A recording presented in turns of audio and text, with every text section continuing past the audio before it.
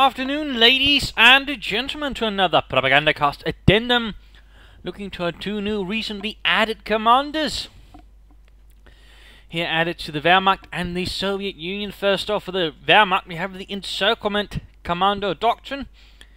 An interesting commander here, adding a sort of bunch of interesting things. For example, you actually get the sprint ability here at 0 command points for all your units, which basically means for 10 munitions, they can sprint, they can move faster. Overall, sort of a neat little ability and quick get your grenadiers or MG42s, mortars or whatever, sort of quickly from one place to another, giving you a bit more tactical flexibility. Overall, a very neat little ability that can be used quite well. Following up, there are two command points we definitely, I think, have one of the highlights here of the doctrine already. The Stormtroopers. They have a lot in common with the old company view Stormtroopers. That is, they're riflemen with upgrades for assault rifles. They have bun grenades and they have a Panzerschreck upgrade. No, well, they only one Panzerschreck upgrade. But they can infiltrate from any building, so that's quite neat. Plus, they can move around like snipers in cover, basically sort of stealth around there. So overall, a sort of neat elite infantry unit that sort of really adds something to the Wehrmacht, I would say. Quite solid, in fact.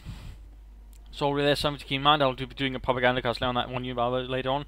Then you got Break Supply Line. It's sort of a Stuka drop, but much cheaper and can only be used to render a point neutral. So say, for example, you know, you have a few point you want to harass, call it in, and force them to sort of move in there. They'll be a bit careful, it does cost munitions, so. But it can also be used in conjunction with, say, other things.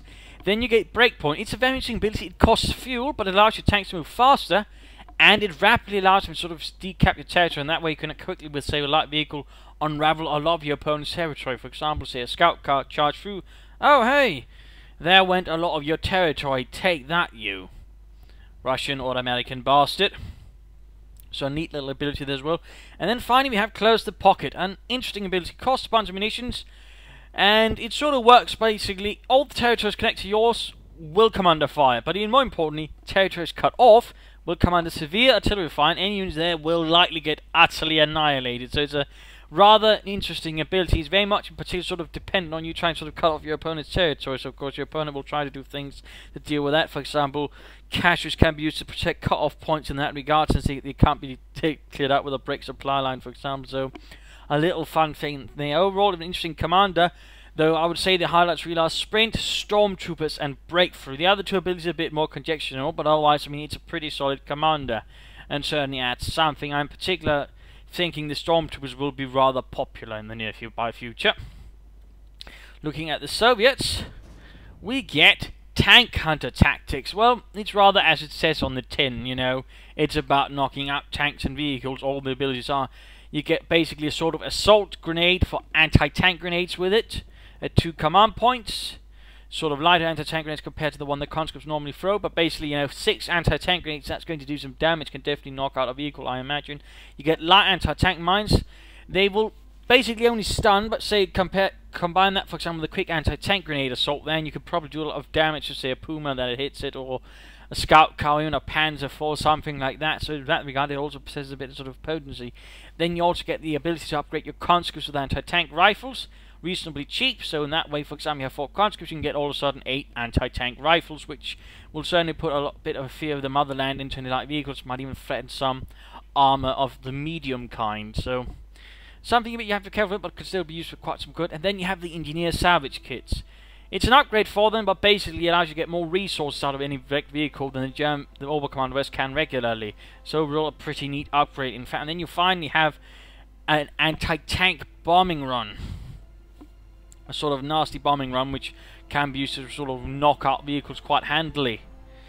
And also reasonably priced, and at only 10 command points. So I mean, again, very specifically sort of minded towards knocking out vehicles, and to a certain extent, in particular the early parts, are more about ambushing them and quickly sort of rushing them and knocking them out quickly. Sort of not for prolonged anti-tank engagements, just quick sort of hoorah and going out nowhere, ambushing and knocking them out, for example. And then later on, you know, it's about more the bigger hits with the anti-tank bombing runs. So if you're sort of a fellow that likes conscripts, but always feel, you know, well, I will be a bit vulnerable to armor, then this is for you. Because it's very much something about supporting their conscripts, and then later on adding in some punches that can sort of really deal damage to even some bigger German tigers. So in that regard, a pretty interesting commander as well, actually, and certainly recommendable for those that want it. I mean, it's not going to fit every playstyle, mind you. and it certainly doesn't offer actually any units at all. But overall, a nice, varied commander, I would say. And overall, so note here, at the current moment of recording, they're both actually at 25% off.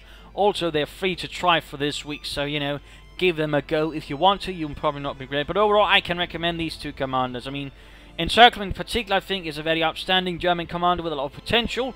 Tank Hunter is a bit more specific, but even then, it's probably recommended for those that like really, you know, conscripts and such in that regard. You know, it's not bad, and even the salvage kits could be quite handy.